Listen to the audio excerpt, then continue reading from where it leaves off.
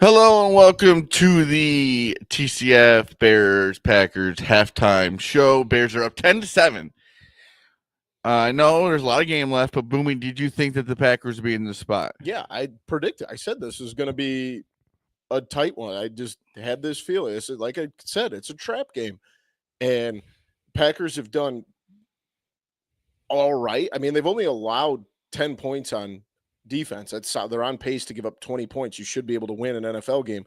Jordan Love can't be throwing interceptions at the goal line. It's as simple as that. Awful throw. You had a guy wide open. You got to hit him. The offense has moved well. I'm not too upset. They should be up 14-10 if he doesn't throw that interception. At least a tie game. You can't give away points in the red zone, and that's exactly what they did. I give the Bears credit. I think that a lot of what I talked about earlier in the pregame, there's not that much out there on Thomas Brown and what he runs. And I think that he has focused on letting Caleb Williams be Caleb Williams and get out of the pocket and run. And he's ran really well. I mean, Caleb Williams has 60 rushing yards on 6 attempts. Yeah, they've contained what he normally does. They took DJ Moore back to the locker room before the half. I don't know if that was just to maybe get some extra work done. It seemed like the last few weeks he's just always got something going on. Yeah. But overall, if you're a Bears fan, that was a good half. That was fun to watch. You guys finally saw the end zone for the finally first got a touchdown. I think it was 3 weeks ago. Yeah, wasn't easy. You know, you want to go out and you got the ball half. You want to at least make it a touchdown game, or at least I don't know. You want to do something productive. Something productive here in the first possession. You don't want to just go out there and give it right back to them. You need to go down and have a good drive and I don't know. It just seems like the Bears at halftime they'll go in, boom, next thing you know, 3 and out, and then that's just momentum gone. Yeah. Right off the momentum from the end of the half and try and bring that into the second half and put a full game together. Yep. The Bears have, even some of their wins, they didn't put a full game together. This is a good first half for the Bears. The Bears usually don't play a lot of good first halves. That's been their biggest problem, is the first half. It seems like that's been for years. But you can see the play calling isn't totally different, but you can see that there's some better plays. It's exciting. It's nice to see. Yeah, it's been much different. You can tell there's a difference from Waldron to the sideline is slippery. Yeah, you got to do so. That was absolutely terrible on that. Packers get their one penalty from Caleb Williams slipping on an awful. He didn't push him out of bounds. Yeah, you're supposed to. No, he pushed him while he was out of bounds. No, he was still in the air to the sideline and got pushed and slipped on this awful tarp the Bears have. So they got one, I guess. The Packers have to just take care of the basketball, Jesus, of the football. They've got to just make sure that we're not. I have no problem. I said this earlier with Jordan Love slinging the ball around, but you got to know, especially when you're in the red zone, you got to take better care of the ball. You know, it's just it has to be there. I'd rather him spike that ball into the ground than overthrow the tight end. Yeah, you got or throw it low. You can't throw it high there, but there's one spot you can't miss. The Bears got good pressure on him there, but still, you can't overthrow it. I mean, it's I am very impressed with the Bears' run defense there. They started off pretty bad. Yeah, that first drive for not having Billingsley. They ended the half well, making them throw the ball. Yeah, and 55 rushing yards from the running backs. I'm not upset about that though. No, they started off the first quarter. They were really good. Yeah. But you want to put more pressure on Jordan Love. See, he was his 8th game in a row. Yeah. With interception, which will happen. Yep. But the Bears defense is always the one that keeps them in it. It'd be nice if the offense could help them out for once over the last few games. They've not been able to. Finally, a touchdown, and you get the ball back, get some more points, get another touchdown, get another field goal. You can't just go out there and lay a dud after this momentum. It's just that's not how it's gonna. You can't do that. Yep. That's what the Bears always do, and that's the reason they're 4-5 is they aren't good after they do something good. there's got to be a lot of pressure on Thomas Brown coming out of this half because, like you said, the notion has been there that this is what they do: come out in the second half and lay flat. Now But you called a also, good first half. Now you got to call a full game. if you're him, you're up at half. You got the trust of the offense. The offense knows that you can go down and lead a scoring drive. Even though I don't understand what they were doing at the end of the half, why they went down to 10 seconds. Like, I don't know. They just waited almost like they just didn't want any time on the board. Yeah. Because, I mean, they could easily gotten stuff there. Yeah. And then that would have been bad news. That's the only thing that can, like, that comes to my mind is, like, maybe Eberflus was just so worried about leaving 25 seconds on the clock. He's got PTSD from the Commanders game. Yeah, that's fair. You can't blame him. That's fair.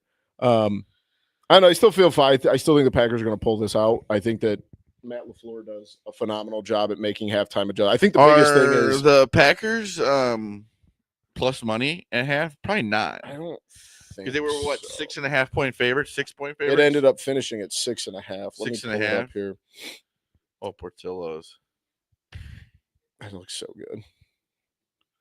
Let's see. NFL. Maybe. Let's bring Portillo's to Mendota. Hang on. Or Peru, at least. I haven't logged into my thing here in a minute.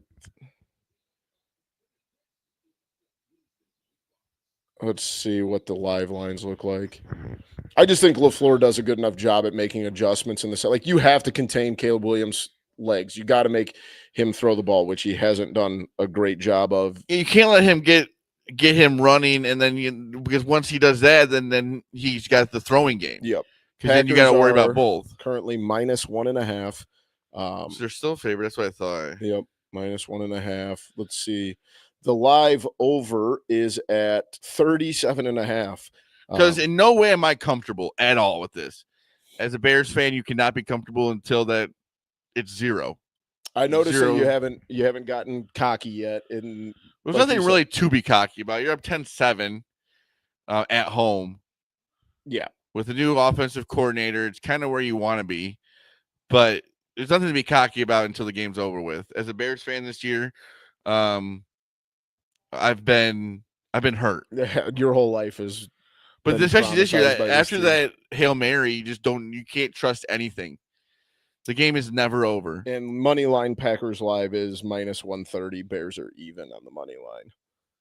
That's not too bad. I wonder if there's a line you could get on Jordan Love to throw another interception, because it's probably going to happen. I don't think I see one. Do you ever use the props that are like the next drive will be a running play and stuff like that? I like doing those when I'm at the sporting event. Yeah, it's next to impossible to do if you're watching. Yeah, with the 5-second delay. Yeah. But. So in order to win the game, I think the Packers have to contain Caleb Williams' legs and just take care of the ball. What do you think the Bears have to do? They have to score right away. They got to score on this drive. I'm not saying it has to be a touchdown, but it's a field goal. You got to go out and put some more points on the board with the momentum. You got to ride the momentum. Yep. You can't go out there and give the ball right back to them. Yep. You got to go down. And I think even for the Pack, even if the Bears score a field goal, like go down 10 is a lot to ask. But I think if they can even hold them to a field goal, I'll be. And you know what? You can't take for granted Cairo Santos. He is so good at his job right now. And you look at a guy like Justin Tucker, who is amazing, and he's struggling. That's how hard the job is. And he made a 53-yard field goal at Soldier Field. That's not easy. No. On a day like today, it's probably windy. That's just, I would not want to kick at Soldier Field. No. But even though, with that being said, it's still a better day to kick than a lot of days that we've seen at Soldier Field. Yeah.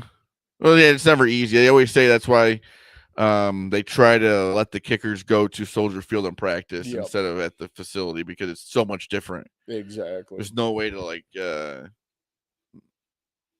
how would you say that? It's hard to replicate. Yeah, that's a good way to put it. Tough words. I